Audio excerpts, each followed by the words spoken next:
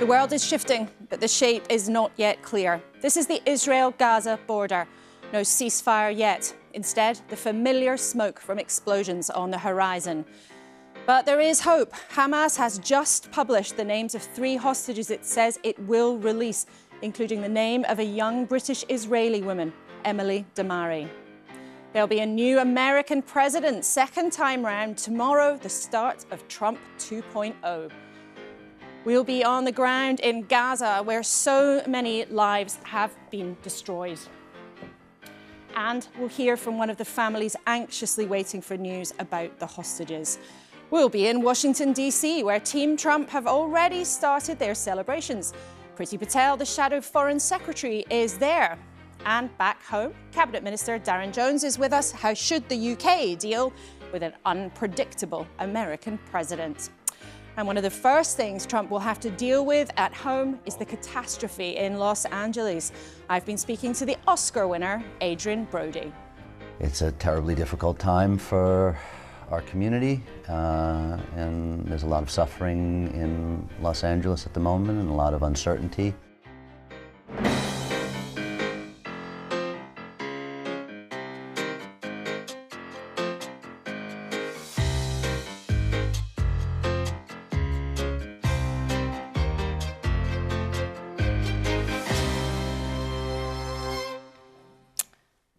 Morning, and with us on this huge day, Trump whisperer, Piers Morgan, Imran Ahmed, social media supremo, who's known for going after Trump and Elon Musk. We'll hear more about that later. And Fiona Hill, who was Chief of Staff to Theresa May, was part of the first UK delegation to the Trump White House. We all remember that very well. And we'll be with all of them shortly. But let's take a look at the headlines in the papers, which now feel a bit out of date, of course. It's a dramatic morning of news.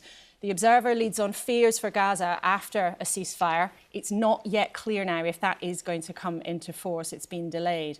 The Mail on Sunday goes on Donald Trump. It says Donald Trump's team are planning revenge on Labour for supporting the Democrats in the election. And the Sunday Times splashes on extra time for kids in exams, but has more on Trump's potential revenge, suggesting Peter Mandelson could be blocked as ambassador there. And both the Mirror and the Express lead on the NHS. But as we come on air, although the ceasefire in Gaza has not yet come into force, Hamas has announced the names of the 3 hostages expected to be released today. That includes the 28-year-old British-Israeli woman, Emily Damari, who, like so many, her family have been waiting anxiously for her release. She's 28 years old, and she was taken on the 7th of October 2023 from a kibbutz. And we'll bring you everything that we can do as this story develops in the next hour. These are the live pictures of what's going on the border between Israel and Gaza. That familiar sight of smoke, more explosions and strikes have taken place in the last few hours as the ceasefire has been delayed. This is Khan Yunis, the city in southern Gaza. You can see people out and about there. So much of that city has been destroyed, like much of the Gaza Strip. People were celebrating there a couple of days ago at the prospect of peace. This morning, nobody there can be quite sure what is going on. And we'll hear from a charity worker in Gaza, hopefully, a bit later on in the show. Then let's show you what's happening in Israel, in Tel Aviv. This is what's become known as Hostages Square. You can see there the number 470 representing the days since families have been waiting for their relatives who were taken in the October the 7th attack. Now, it's been a very busy morning. We're not sure how things will look by the end of our hour together today. So let's go straight to Anna Foster, who is on the ground for us in Israel. Anna, what can you tell us about what's happening this morning? We were expecting a ceasefire a couple of hours ago. That hasn't happened, but now the release of these names of hostages. Hi, Laura. Yeah, it's been one of those mornings where things have just moved so very quickly. And the expectation was that right now I would be standing here telling you about a ceasefire that had already come into effect, telling you about how the choreography of the day was due to unfold. But that all became very shaky with about an hour to go when the office of Benjamin Netanyahu, the Israeli Prime Minister, said that they had not received the names of those 3 hostages from Hamas, and that they therefore would not start this ceasefire. And I think it says a lot as well when you were watching those live pictures just a moment ago. So at 8:30 this morning local time, I was here and I was broadcasting. We had live pictures from Gaza, and you could hear in the background the sound of people celebrating. You could hear car horns and people cheering, because the communications, the word had not yet reached them that this ceasefire had been delayed.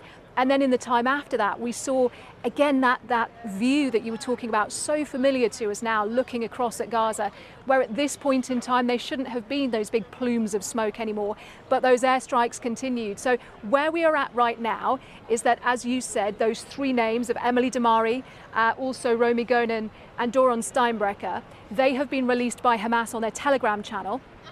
We believe that Israel have received those names, and I think the next stage, Israel say they're looking over them. The next stage will be to see if they can come up with a revised time for the ceasefire agreement to really get things back on track today.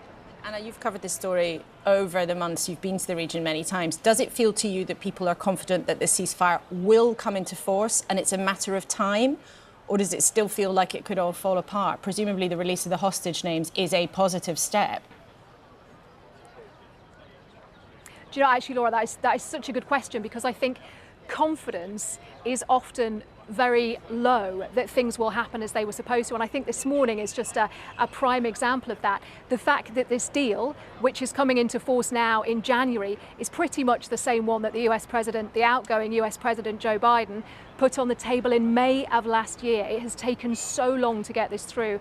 And I think whether you are a hostage family, I was talking to a hostage family member just a little earlier, and he was saying, at this moment, you're doing things, you're packing bags, you're getting ready to welcome them home, but until you've actually got hold of them, you don't know for sure that it's going to happen. Similarly, families in Gaza this morning, packing their things, planning to return back to their homes, hoping that aid will start to come through. Again, the hope is there, but the expectation, I think people just don't have that same level of confidence that things will always work here the way that they're supposed to.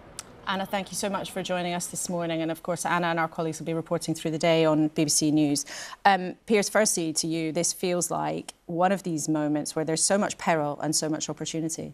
Yeah, both, I think. I mean, it looked this morning like it may not happen. Suddenly things have moved very quickly.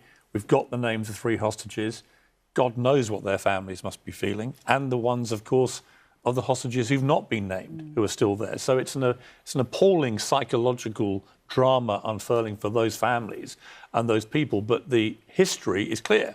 This could be the beginning of the end of the worst war in this whole 75-year conflict. And if it does happen, to connect it to what's happening in Washington with Donald Trump, great credit to Trump, who appears to have achieved what Biden couldn't do in all these months, which is get this deal, which is pretty similar to what it was back in May, is to get that deal over the line. And sometimes you've got to be pretty blunt with people like Netanyahu, as I think Trump has been through his Middle East envoy, to say we're getting this done. So I think, these things are moving quickly. I hope it's the beginning of the end, but it's perilous.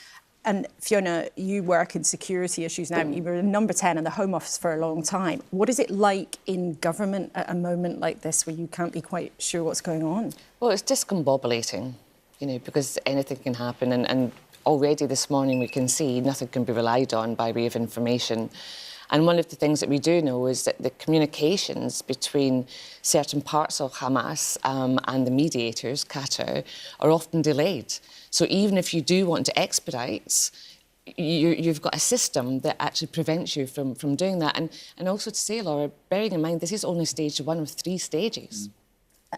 I mean, this will be a tenterhooks situation for goodness knows how many months. And how can you create trust as well in that situation? Because Hamas, of course, we should remind people, is considered to be a terror group by many, many governments, not just the UK government. How can you have trust in this sort of situation? Well, that's what mediators, I guess, do. But that has been made more difficult, of course, by the new head of Hamas, who is less diplomatic than his predecessor. But it's tough. Any mediation is tough, and we're talking about, as Piers said, 75 years is a long time.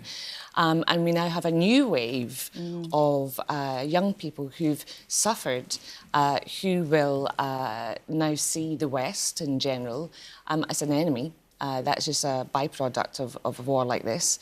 And that's an extra complication that we'll all have to think about. The most worrying thing, I think, is that revelation from the American administration last week that they believe every Hamas terrorist who's been killed has already been replaced. In other words, you've killed the physical body of most of Hamas, but they've been replaced ideologically by people that share their ideology. And Imran, you spend most of your time in Washington now, but you spent a long time in Westminster. How much interest do you think there really is in Washington in resolving this? Or actually is Trump's team just very happy to say, hey, look, we got an early victory because we got involved and now sort it out yourselves? Well, I think he wanted it off his books, didn't he? And, I mean, yes, Joe Biden had the sales pitch, but who's created the urgency, the desire for this to be sorted out so quickly? That's Donald Trump, absolutely certainly.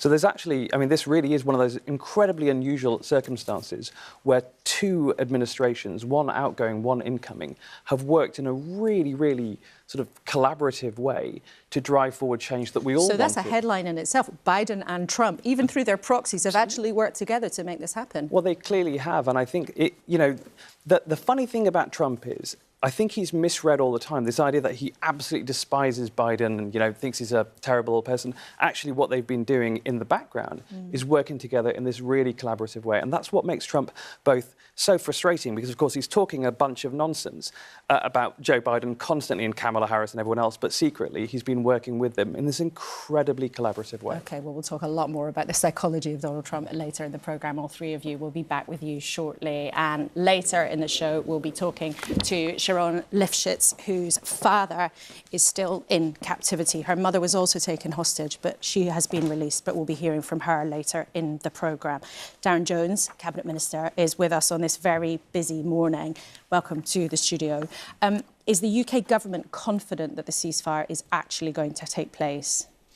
We're definitely hopeful. Clearly, along with our allies and partners, we will be encouraging both sides of the agreement to honour the letter in the spirit of that ceasefire agreement, because we have a moment of opportunity here to bring the fighting to an end, get the hostages released, and then crucially getting that aid through into Gaza, which is needed so desperately, and then ideally get the parties around the table to focus on a permanent solution. Well, just as we're speaking, we can actually report now there are suggestions the ceasefire will actually come into place at 9:15 our time. So actually, forgive me, if I look at my watch, that's just in 3 minutes' time. The ceasefire itself might come into force. Of course, we'll update everybody on that. But what about British families whose loved ones were captured? We know there's various different families of dual nationalities. We think also there is perhaps at least one British hostage. What kind of support and reassurance can you give them this morning? Well, look, I'm sure it will be an increase in hope for the family of Emily de Murray, for example, to be named this morning. The Prime Minister has met with Emily's family and has raised the case with the Qatari government when he was there recently. But look, it's unimaginable for all of us, right? I can only guess that for those families, they'll only be able to breathe when their daughters are back in their arms, safe at home. And we hope for that to happen as soon as possible, and we'll do everything we can to make that the case. Let's then talk about Donald Trump. There are plenty of suggestions in the press this morning. And in fact, one of his allies has also told us there's some scar tissue between the US and the UK. And that actually Keir Starmer needs to make sure he can kiss and make up. Are you worried about that, this residual resentment?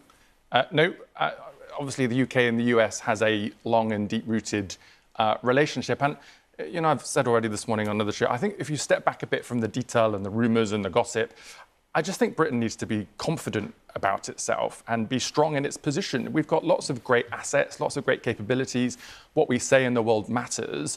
And our economy, our security, our defence, our values are strongly intertwined with the Americans, irrespective of who their president is. And I think there'll be plenty of opportunities there for us to do deals with President Trump-elect, both in the interests of the British economy, but also for democracies and the West. But this isn't rumour or gossip. This is something your colleague Sadiq Khan, the London mayor, has said. He's told the Observer newspaper he's worried about fascism and the march of the right. Now, that is aimed pretty directly at Donald Trump. Is he wrong?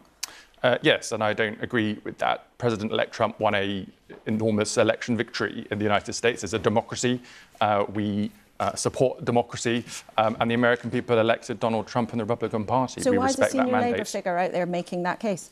Oh, he's allowed to, but I don't agree with it. I speak on behalf of the government, and we don't agree with it.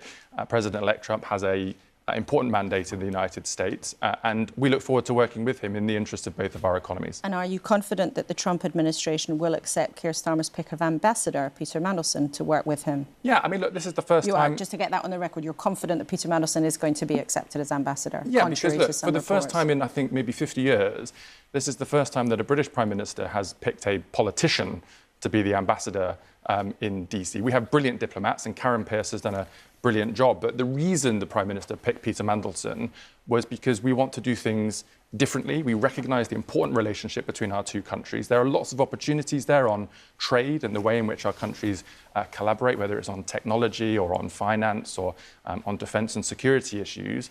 And I think Peter Mandelson will be a brilliant ambassador for us and will form a very strong partnership with the new administration. But what do you mean do things differently? Because it's diplomatic. Diplomats have always had their job to try to drum up business links, to try to create the relationships. And you're sending a political operator when actually your two political parties are incredibly far apart. You know, in lots of ways, Labour and Trump's Republicans have gone in completely the opposite directions. Well, look, in elections, of course, we all have our political teams, but once we're in office, we have a lot of shared ambitions for our countries and for our work in the world. And I say it's different because it is just factually different to send a senior, very respected politician into that post, not to discredit our diplomats, who I say do a brilliant job around the world. But we are taking that different approach. And as I say, Peter Mandelson, I think, will be a brilliant ambassador for us. We know there are concerns in government about Donald Trump's for tariffs, which he says one of the most beautiful words in the world. And a tariff, of course, is putting a tax on other countries trying to do business with you. Our economy is not exactly in great shape. What's your worst case scenario for Trump putting tariffs? Well, look, as you would expect, the government has prepared for all scenarios. They are hypothetical at this stage. We need to see what the Trump administration do. But to go back to my original point on this issue, look, I think there's a whole range of opportunities for us. Donald Trump is well known for wanting to do a good deal. I think there are plenty of good deals for us to do together. There's a whole range of risks, though, too, right? And tariffs are one of them. And, you know, we've been reporting that there's a mini cabinet committee that's been meeting in secret to look at the scenarios. What is your worst case scenario? You know, our economy, for which you're partly responsible, is not in great shape. And Donald Trump is talking about a huge course change, if you like, in terms of how global markets work. So what's your worst case scenario? So just firstly, on this idea of a secret cabinet, I mean, it's not secret. I mean, the cabinet talks about things affecting the country. I've been to those meetings. They're called small ministerial groups. It's where members of the cabinet come together to talk about different types of issues. You haven't told us about them before, so, you know. Well, we don't give... There are so many small ministerial groups. The press notice would be enormous, to tell you the truth. But look, there are... Sure, we'd love to know about them all, Darren Jones. Well, I can't even go to all of them because there are so many every week that involve spending. But anyway, there's a group of us that have come together, and I've stood in for the Chancellor when she's not been available. But look, the point of that is that there are opportunities for us to seize. Donald Trump has talked about his trade deficit with certain countries around the world. That's a different relationship than the US has with the UK. We are important trade, defence and security partners with lots of shared ambitions, both for our economies, but also for our action in the world. And I just think we should be front-footed and confident about that because Britain has a lot to offer. And I think we can make a good set of outcomes by working in partnership with the new administration. That should be an exciting thing. Do you think you're going to get some form of trade deal, perhaps a more narrow one, looking just at services rather than all of the things that bring concerns like food imports? Yeah, so the President and our Prime Minister have already been talking about these types of opportunities, and the transition team have already been meeting with our senior representatives here from the British government. There are definitely opportunities to deepen our trading relationships, not least in areas, for example, in technology and science and research.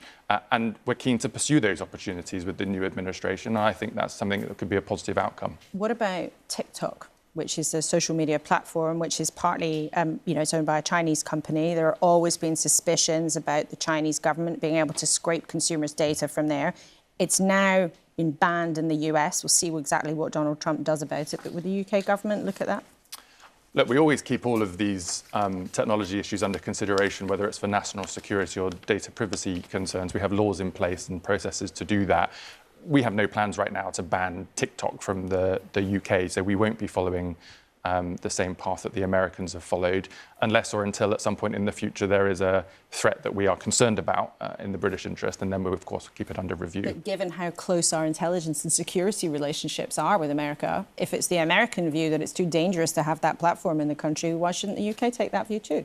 Well, look, there's a different approach, I suppose. On government devices, for example, we've not been allowed to use TikTok for many years. The last Conservative government took the same position because there's sensitive information on those devices. But for consumers who want to post videos of their cats or dancing, I mean, that doesn't seem like a national security threat to me. OK, Darren Jones, thank you so much for joining us in the studio. It's always great to have you with us, and it's a huge morning of news, so thank you very much indeed for talking about all sorts of issues. Now, we do just have an update for you. It has now been confirmed by the Israeli Prime Minister's office that a ceasefire has come into effect in Gaza after more than 400 days of war. At 9:15 British time, the ceasefire is now in force. Hamas, the group that's prescribed by many governments around the world, has revealed the names of the 3 hostages they are releasing today. That does include Emily Damari, a British-Israeli woman who was taken in those terrible October the 7th attacks back in 2023. That will be seen by many people, we've heard this morning, as one of the first achievements of President Trump, as tomorrow he prepares to take the oath of office and make it official and move back into the Oval Office. He arrived in Washington last night ahead of his second inauguration. The incoming administration has planned a weekend of celebrations. Let's talk to one of Donald Trump's supporters, Greg Swenson. He's the chair of Republicans Overseas. He told me about the very much celebratory mood in Washington. Yeah, a lot of energy and just a real sense of optimism. And it's really a fresh moment in Washington. Not all of your fellow Americans feel that optimism, though. For some people, he's a divisive character. He's a danger to democracy in some people's view. Even some people who worked for him first time round have said he's like a fascist. Is he going to try to reach out, do you think, in the next couple of days, or does he not care about offending others? No, I think he's very positive. He's definitely stated many times he's, the president for all Americans. And I realize that most presidents say that. But I think what you'll see, again, is a renewed optimism in the country. Even if people don't like President Trump, they miss the peace and prosperity of 2019 and 20.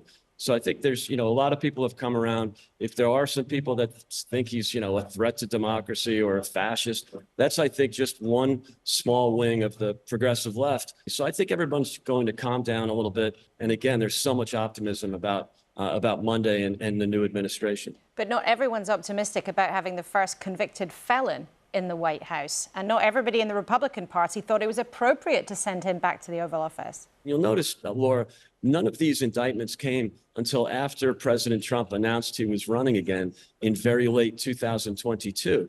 They sat on all of this, supposed, criminal activity for 2 years at least, but even longer. And so, a lot of these cases were 10 years old. So it was really obvious that they were using the justice system against President Trump because he was a political opponent, not because of anything he did. Where does the UK fit into all of this? Peter Mandelson is being sent to be our man on the ground in DC. Is he the right pick? I didn't think it was the right pick, but he is the pick. So I think the administration will work with him. There is a political difference, obviously, with Labour and government in the UK and the Republicans coming back in the US. So there's a moment, I think, where there has to be some reaching out and, kiss and make up, so to speak. You've had some political baggage or a little bit of scar tissue from Mendelsohn, as well as, Lammy and Keir Starmer. So, a lot of people have said things in the past. It's okay to disagree with political opponents. I think calling them white nationalists and fascists is a bit much. So there is some making up to do. I think President Trump will be thrilled to do it. He loves the UK. He had he really enjoyed the relationship in his first term and in his 2 visits to the UK. And of course, you saw the meeting a few weeks ago with Prince William. Some viewers, I think, though, will look at what's happening in America and think, you know what, Donald Trump is going to run the country himself and with a small group of rich, wealthy men. And they don't like the look of that. What do you say to that? Well, yeah, I would say don't worry about it. First of all, I think, having a small group of rich, wealthy men is not uncommon in presidential politics. But I thought so it was it's pretty true, right? That's the way. No, I mean, I don't think he'll be dependent on that small group. He makes his own decisions. And you saw that even where he and Elon Musk, for example, have disagreed on some appointments, for example. And I think, ultimately President Trump makes the final decision. And Greg, you're pretty well connected with the Trump circle. Do you hope there's going to be a job for you, perhaps?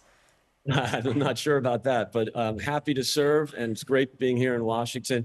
Love being in the UK too, and running Republicans Overseas has been a great experience. So great partnership between the two countries. I think the special relationship will endure no matter who's in office. That's great to see, and a great crowd here from the UK, from London especially, here in Washington. Greg Swenson, thank you so much for your time. Thanks, Laura. Great to be here. Well, the last person who pitched for a job on this programme was Peter Mandelson, and we saw what happened then. Piers, you're one of the people in this country who actually knows Donald Trump well. You've known him for a long time, and I know you talked to him since he won. How should the UK deal with him? It reminds me of when Tony Blair swept to power in '97. And one of the key components in that was the fact the Sun switched allegiance as a newspaper. Rupert Murdoch ordered the backing of Tony Blair. And I can't remember which one it was. I think it was Blair about Murdoch, and he was asked about the relationship and how best to pursue this. And he said, well, it's a bit like making love to a porcupine. It can all work out fine, but you just have to tread very carefully. And I would say that Labour, given how abusive a lot of them have been about Trump before, including David Lammy, who's performed one of the great Damascene conversions of all time, where he's gone from thinking Trump's the new Hitler to somebody he wants to have cosy dinners with, which is what he has to do. Extra helpings, he told us. Yeah, which is what he has to do. Look, I think with Trump, you just have to be straight with him, but you have to understand he's America first, America first, America first. Also, if you have a great idea for what could benefit the UK, try and make Trump think it's his idea, would be my advice, because he loves to take credit for these things, which, by the way, is not necessarily a bad thing if it's a good thing for the UK. But Fiona, you were in government with Theresa May when he was first elected, and the atmosphere then was very, very different. And I remember this sort of whole British establishment seemed to be in shock at this man.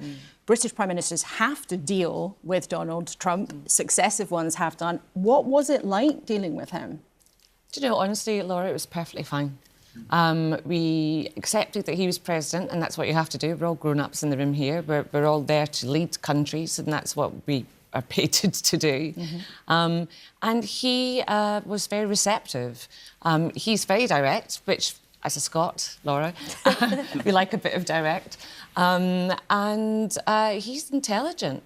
People write him off as being a buffoon, but he's not. I remember vividly the first security briefing we had with him, which was actually the day after the last inauguration, and he was really up to speed on all the really complex issues that we jointly, UK, US, were facing. And look, he's won again. You had to be impressed by that. And did you get the sense that there was genuine meaning in the links that he talks about with the UK? We know 100%. That he loves meeting the royal family. He loves, of course, his golf courses. But do you think that there was a special connection? I think for him it's actually really rather palpable. I think he sees the UK as an extension of how he sees his own American his mum was identity. British, but people forget Scottish, this. actually. British. She grew up in Europe. That's a whole other debate that we don't have time for this morning. Imran, these two were being very positive and saying you have to work with them and be pragmatic. You, however, in your work, particularly in looking at the world online, have, I think it's fair to say, had some big clashes with Donald Trump's circle. Yeah. So what's on your mind as he prepares to take the oath again tomorrow? Well, I think when I first moved to the States in June 2020, I worked directly with the White House, with their terrorist use of the internet people in the National Security Council. I worked with Mike Pompeo, who was then in charge of the State Department, on anti-Semitism. Ironically, we worked with the White House about COVID and COVID disinformation at the time when they were, of course, Operation Warp Speed was really President Trump's singular triumph. Let's not forget that it was his administration that put into place the money for the development, the manufacturing of the vaccines that came forward to deal with the COVID crisis. So we've worked with them. I think one of the things you've got to remember, though, is that he quite likes the chaos around him. He's actually, in one respect, not the outsider coming to drain the swamp. He's the ultimate insider's insider. he's quite sophisticated in the way that he manipulates the media environment in which he builds these alliances around him. And what we hope at CCDH is that he will also be looking at social media and saying there's some things I can agree with, there's some things maybe that are in my interest. I disagree with Piers. I don't think it's America first all the time with him. I think it really is Donald first most of the time. And I think he will say, well, look, some of my interests lie this way, my personal sentiments lie that way, but actually, when it comes to social media reform, keeping kids safe, ensuring that there's not as much hate, towards Jewish people, towards black people on those platforms, I think that he's generally in the right place, and we hope we may be able to do some business with him. He's a bit of a changed guy. I mean, I've spoken to him 5 or 6 times since he got shot, for example. There's no doubt that surviving that assassination attempt has changed Trump. I've just detected it in every conversation I've had with him. There's also no doubt that having lost the last election and then spent 4 years seething about it, this time around he's had 4 years in the wilderness to really think carefully about what he got right in the first term, what he got wrong. And I think you're going to see a very different kind of Trump this time. He won't change in rhetoric, but he will change, I think, in the way he go about trying to cement his legacy. Well, let's listen to some of that. Rhetoric is the point, actually. Well, let's talk about that. I just want to play people some of his rhetoric from the last couple of weeks. These are some of the things that Donald Trump has maybe threatened, maybe vowed. It's never quite clear what he means or whether he really means it. Have a listen to these. Thank you very much. We need Greenland for national security purposes. People really don't even know if Denmark has any legal right to it. I think Zelensky's the greatest salesman in history. Every time he comes into the country, he walks away with $60 billion. The Panama Canal is vital. It's being operated by China. China. The word tariff is a beautiful word. One of the most beautiful words I've ever heard. We're going to be changing the name of the Gulf of Mexico to the Gulf of America. If those hostages aren't back by the time I get into office, all hell will break out in the Middle East. Now, Fiona, you can laugh or chortle at that, or you can think, actually, this man from tomorrow is going to be the most powerful man in the Western world. And does he mean those things or not? And particularly when it comes to Ukraine and how strong or not his commitment is to holding out for President Zelensky. What is your sense of what do you think he'll really do? You know, what are the risks and maybe what are the opportunities that we've seen in the last 24 hours? Well, look, a lot of it is rhetoric. And it's a different way of doing diplomacy.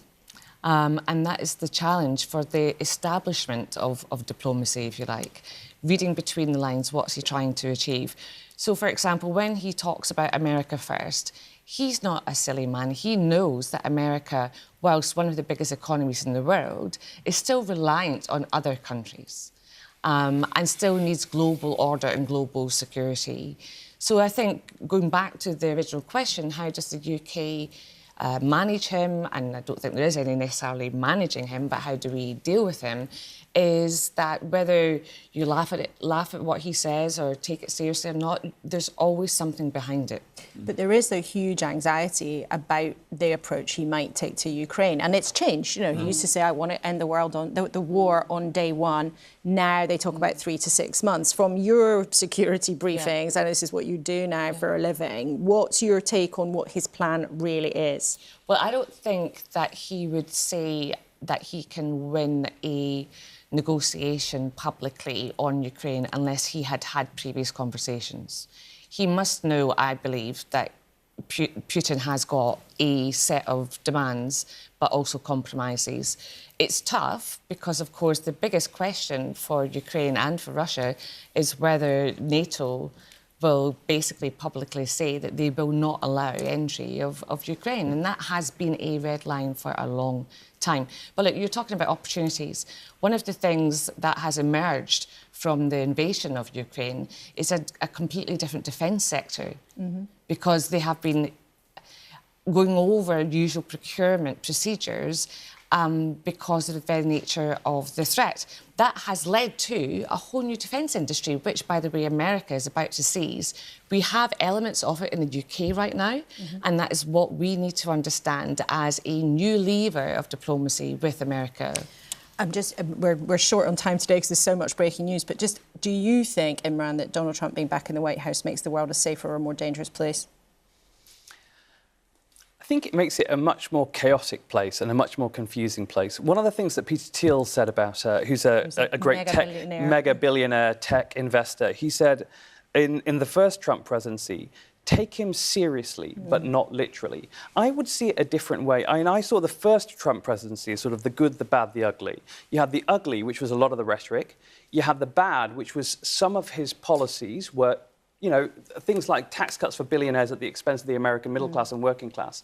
What an outrageous thing to do. And at the same time, you also had some really good stuff as well, like, for example, the response to COVID and some of his criminal justice reforms. I mean, he actually reformed the criminal justice system to reduce the use of custodial sentences. Piers, briefly, is he going to cut taxes for his very many wealthy friends again? Well, I'm sure he might, but I think he's going to do a lot of other things. I mean, let's not forget that also in his first term, he's the guy that made NATO countries finally pay their dues, which has actually made all of them more secure. So you're talking about, are we more secure? I would say yes. And also Trump is somebody who does not believe in war. He thinks war is bad for business and kills a lot of people. I'm comfortable with that being the American president's view. OK, well, we're going to talk and look ahead to the inauguration at the end of the programme, but we have to leave it there for now, all three of you. Thank you very much, because it's a busy news morning. Just a reminder, if you've just turned on this morning, the ceasefire between Israel and Gaza has now come into effect. That happened at 9:15 British time this morning, delayed by about 3 hours.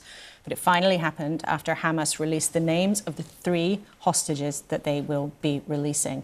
Emily Damari is a young British-Israeli woman, is one of them. And we can speak now to her family's lawyer, Adam Rose, who joins us on the line this morning. Thank you so much for speaking to us.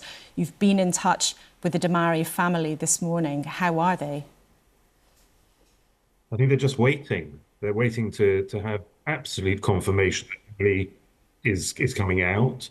Our advice has always been, until somebody is in your arms and being hugged and they're alive and well, you have to assume that nothing is happening and I suppose prepare for the worst. But hopefully Emily is well. Hopefully Emily will come out this afternoon. Hopefully she'll be given medical care and then she'll be hugged. And has Mandy, her mother, had any contact at all or any knowledge of how she is, or even if she... No. None whatsoever? Correct. That must be incredibly, just absolutely so difficult for her. How is she this morning? Waiting, anxious. I think none of the hostage families know anything about any of their family members. There have been 1 or 2 signs of life over the past 13, 14 months since the November 23 short ceasefire and releases of hostages. When we found out things, the families, there are 98 hostages, of whom we know a significant number are dead, still being held. We believe that a majority, according to the Israeli authorities, of the 33 on the current list are alive. But we don't know who's alive and who's dead. At the moment, though, your expectation is that Emily will be released this afternoon. What is her mother Mandy's plan? Is she there in the region to meet her? She lives in Israel. She lives on she lived on Kibbutz Kfar Aza, which is where Emily was taken from on the 7th of October 23. Mandy was there when it was attacked by Hamas. Her daughter, who lived in a little house, which I visited in January 24, was taken from her little home. And that was the last that was seen of Emily. So we'll have to wait and see. But my expectation is that things will follow roughly the course that they followed in November 23, which is the hostage will be handed over to the Red Cross. The Red Cross will hand the hostage over to the Israelis, and the Israelis will take the hostage to some medical center for care and being reunited with the family. And some of the hostages who are released will be in pretty decent condition, and some will be in awful condition, and some will be dead. Adam, thank you so much for your time on a really difficult and dramatic morning. And everybody, of course, would want us to send our best wishes to Emily's family. Thanks so much indeed for being with us this morning. Thank you, Laura. Well, and of course, if we have any more updates on that during the programme, we'll bring you them, and we will be speaking to Sharon Lifshitz, whose father has been held hostage towards the end of the programme. Let's then return to Washington, D.C. The Conservatives know what it's like to deal with Trump's team, as we've been hearing from Fiona with us this morning. Priti Patel, the Shadow Foreign Secretary, who has bagged an invite to tomorrow's swearing-in ceremony, is there. And I talked to her in Washington last night before we knew what was happening with the ceasefire in Gaza. And we spoke about the incoming administration. Well, I think, first of all, it's not just hopes for his administration. It's also about Britain's place in the world and our relationship with the United States of America, which clearly is a long-standing and enduring relationship and partnership. Our two countries have achieved monumental outcomes in the past, monumental outcomes, you know, right back to ending the Cold War, to economic security and peace and prosperity. We need to continue to build upon that. And at a time when our world is facing so many global challenges, we've just spoken about the Middle East, but also other conflicts. We've seen the issue of China, which is obviously very topical in the UK right now as well. We need to ensure that our strong and, you know, closest ally is really in lockstep with us. And you've asked about aspirations and hopes. I'd say from Britain's perspective, that also means reopening discussions around a trade deal. It is, as you say, a special alliance between our two countries, but allies also normally are meant to be reliable. Donald Trump often says outlandish things. Do you always believe what Mr. Trump says? Well, I don't think it's about just reading into his statements. I think our relationship is actually built on mutual respect and trust. We have strong people-to-people ties. Security and defence is at the heart of what we do, including the Five Eyes relationship. So I think our relationship will always be built upon trust and mutual respect. But what about some of the things he's said since he's been elected, even suggesting that the United States should take over Canada? I mean, they're our Commonwealth ally. Do you not think King Charles would be a bit sad to see them absorbed and becoming the 51st state of the United States? Do you believe him when he says that? Well, look, we don't know. He'll be inaugurated on Monday. I think we need to wait and see what his policies are after Monday. I appreciate and recognise he has made statements. Clearly, we will, you know, the Commonwealth is absolutely intrinsic to the United Kingdom, and we've been leading the Commonwealth and Commonwealth countries. First and foremost, we need to understand what his policies will be going forward. Many of the areas where we've always worked together, I've already spoken about economic security and prosperity, security, defence ties, but also working with our friends and allies outside of America, including in the Commonwealth, but also other allies who sometimes have been at threat and risk. And, you know, look at Ukraine, for example. Though, isn't it? Do you fundamentally feel able to believe what Donald Trump says? You know, alliances, as you said, are based on trust and respect. Do you believe him when he says he wants to take over Canada or he wants to take over Greenland? Or is he just trying to create a stir to get everybody into a frenzy and then, you know, take his pick further down the line? Laura, we don't know that. We don't know what his motivation is because we don't know what his policy is going to be yet. So I think we should wait for the policies of President Trump and his administration to come forward. And, you know, as ever, we will, as a country, and, you know, we're an opposition party, our government will also look at that. And good friends are able to disagree. You stood by your criticisms of Donald Trump at the end of his last administration and those Capitol riots on January the 6th. If he puts forward controversial ideas like extra tariffs, increasing the cost for British people, British companies doing business with the United States, would you be prepared to tell him he's wrong? Well, of course, we have to stand up for our interests. That's absolutely right. And you've already heard me refer to the fact that I think this government, the Labour government, should now, Keir Starmer and David Lammy, should resume talks over a free trade deal. We set the work in motion when we were last in government. And you're right, when it comes to tariffs, that is not conducive at all to economic growth and prosperity, let alone economic security. So it's right. I mean, at the end of the day, friends can speak candidly to one another. And I think that's really why our relationship is an enduring relationship. And should the government be prepared to give ground on standards on food and agriculture in order to get a trade deal? Viewers will remember that was a controversial thing for your party, and many people just weren't willing to do that, to allow different kinds of products into this country that aren't currently permitted. Well, what I'd say to this, Laura, is that this is why trade discussions must resume. I think that's absolutely vital, because it's only through having honest discussions about a trade arrangement, a trade agreement, will these issues come to the fore. In America, the social media app TikTok looks set to be banned, to go dark this weekend. Should the UK consider that too?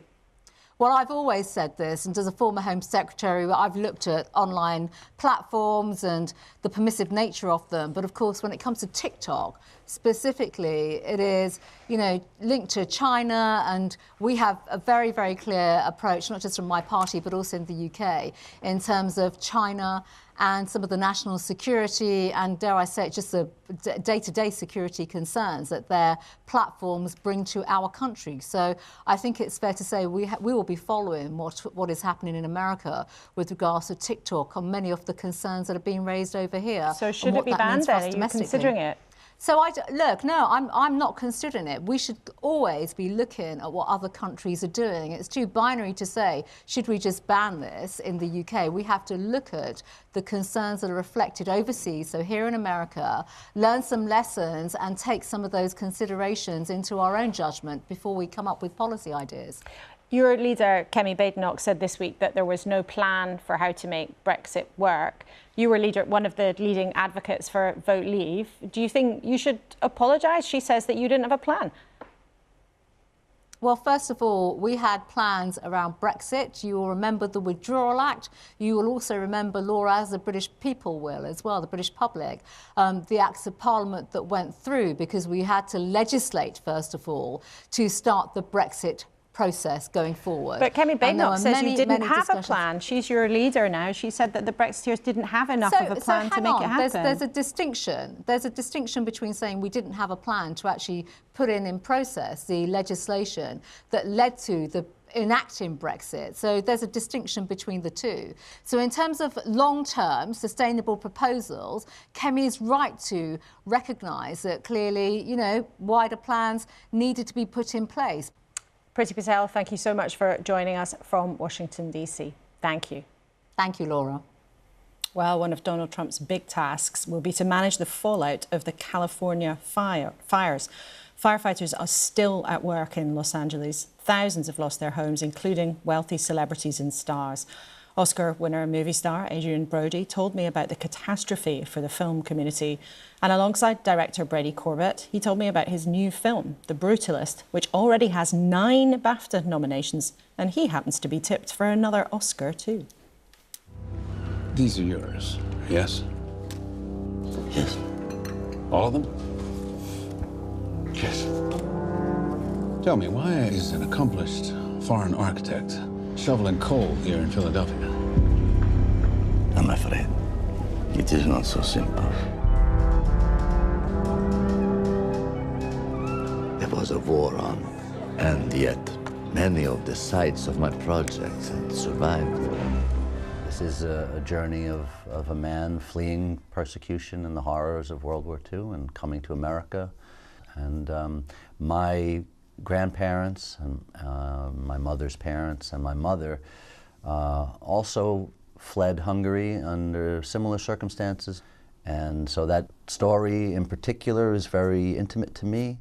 And also the artist's journey, the struggles that we all face and the challenges of that. It's very personal.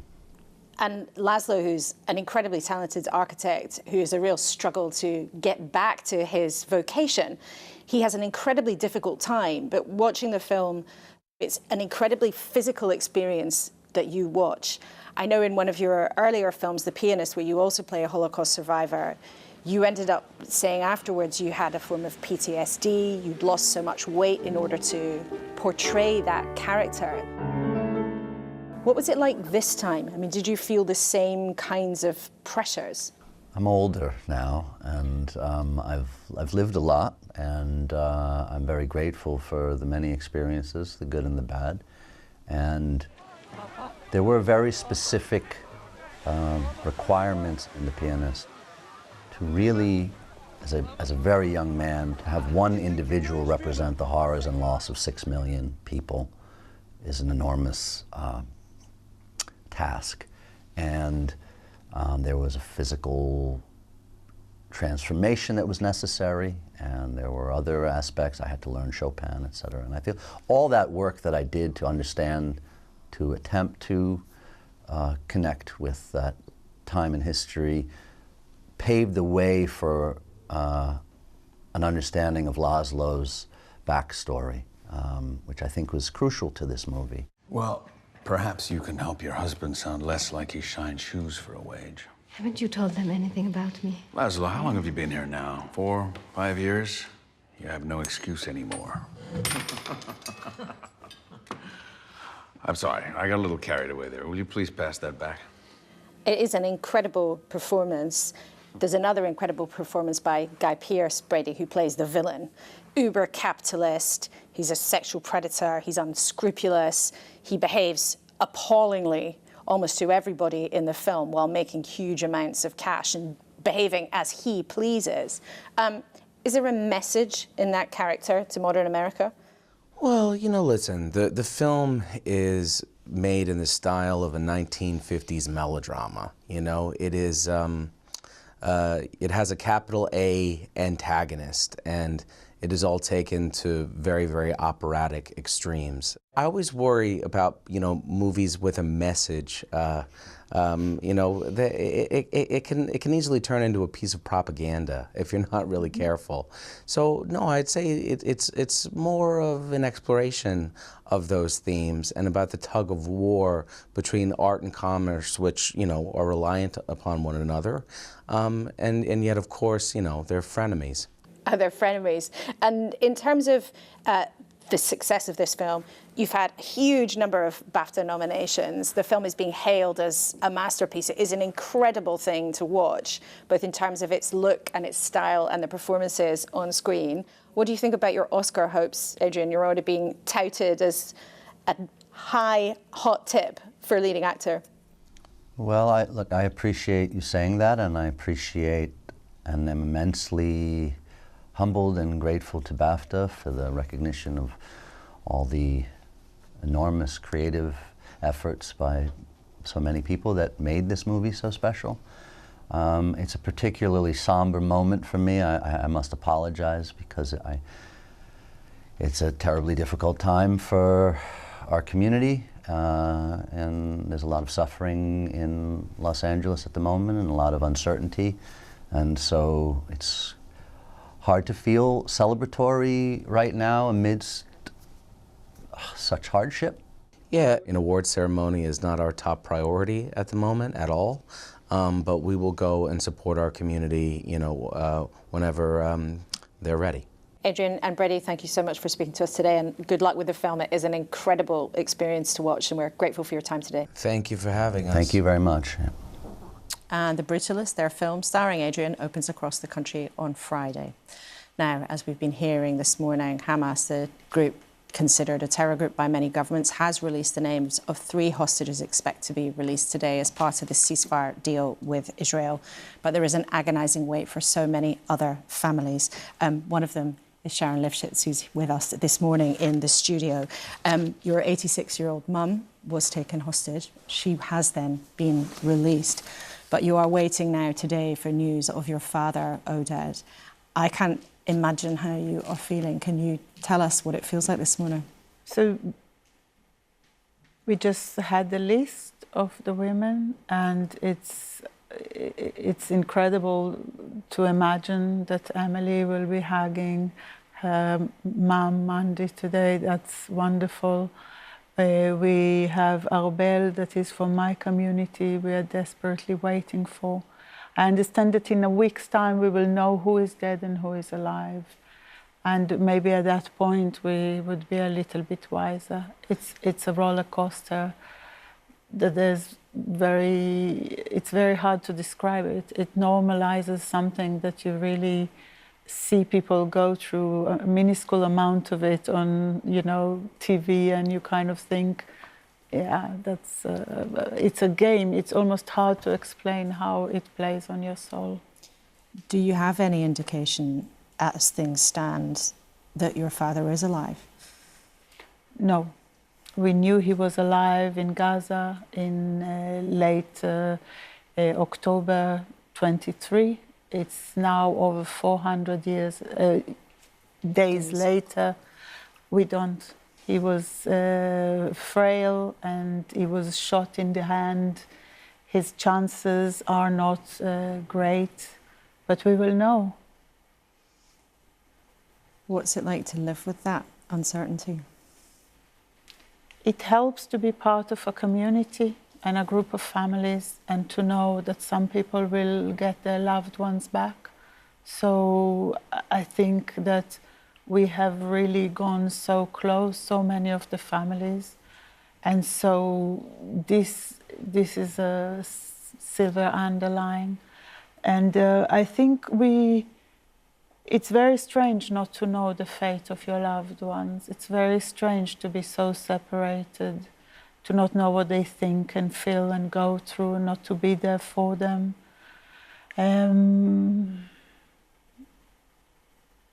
He might have survived, we will know. It's hard to wait for it, it's hard to know. And how is your mother, who had her own experience being held and then was freed? I think we can show some pictures there, your parents there. My mum is waiting for all the hostages. And my mum and the other hostages have come out in the last few days, many of them just saying, receive them quietly, give them time. It takes a long time to adjust, don't make a circus out of it. So I think for my mum and the other hostages, they all know people that they left behind when they were released. When all the hostages will be back, they will all be able to leave the tunnels. At the moment, my mum, what she says is that she closes her eyes and she's back in the tunnels. And she's there with those that are still there. When we have them back, we can start healing as a society. Sharon, thank you so much for coming and speaking to us this morning. It can't be easy to talk about this. And of course, everyone watching will wish you well and very, very, very much hoping for your father's safe return. Thanks very much indeed for being with us on such a big day. Thank you. Now then, let's get to our closing moments of the programme. It's been such a busy morning of news as history has been made, as after more than 400 days of war, there has indeed been a ceasefire between Israel and Gaza, but so many families waiting to find out what happens next. And of course, tomorrow, the inauguration of President Trump for the second time round. Let's just focus on that as we come to an end. Piers, you said before when we were talking he'll be different this time. Last time the inauguration speech was pretty dark. He talked about American carnage. Do you think he's planning a different message this time? I think he is. I think he knows a lot of people from all sorts of groups in America voted for him this time in much bigger numbers than they ever had before. And I think he feels that sense of America coming together to re-elect him in pretty surprisingly big numbers. I just got to say about your last interview, which was incredibly spine-tingling to listen to in an awful way. Can't imagine the trauma of these families. And although there's been lots of criticism of Israel, much of it justified, about the scale of their retribution for October the 7th, it is a reminder of what Hamas did that day on October the 7th, murdering 1,200 people, wounding 7,000 people, kidnapping 250 more, including babies, Holocaust survivors, her parents, a despicable act of terrorism. And I think it's just important on this historic morning, as we look like we may finally be getting to some kind of peace, don't forget, as we pillory Israel for their response, don't forget about what happened that day or what Hamas did and what they're continuing to do to families like that. And of course, there's been huge suffering across that region for a long time, and in this war, and terrible suffering in Gaza as well. Fiona, when you look to the inauguration, what do you think you'd like to hear from Donald Trump? I mean, a sense of energy and an understanding that this is an unstable period of time that the world is going through, and some, I guess, sense of calm, measure, and optimism. Because let's face it, it has been pretty gloomy for quite a long time. So the idea we've got this fresh government, you know, with a lot of powers, a lot of levers, is to be embraced. Calm Donald Trump, Imran? Have you ever seen that? The funny thing is that Donald Trump, I think he's a very calm centre, but he has chaos orbiting around him all the time. The truth is with Trump, like, the chaos is in part, it's designed, it's like a heist movie. He has chaos going off everywhere. Fireworks here, bangs here, the slot machines are going off. But what he's really trying to do is get into the vault. It's controlled chaos. OK, well, I think we will debate this a lot in the coming months. But all three of you, thank you very much for kicking off our coverage of President Trump 2.0. That will be across the BBC tomorrow, of course. That's all from us today. Thank you to all of our guests and most of all to you, of course, for being with us when finally a ceasefire has begun in Gaza after more than 400 days of war and tens of thousands of lives lost. These are celebrations in the streets this morning. 3 hostages are expected to be freed later today, including, as we've heard about, a young British-Israeli woman, 28-year-old Emily Damari. But of course, there's a long road ahead for peace to become permanent. And in the last few minutes, the far-right security minister, Ben Gvir, has resigned from the Israeli government. I'll be with Paddy O'Connell on Newscast on BBC Sounds later on today. Sometimes, doesn't it really feel like history is happening right in front of our eyes? Don't miss tomorrow the BBC coverage of the inauguration, 3:30 on BBC One. Thank you very much indeed for being with us. Goodbye for now.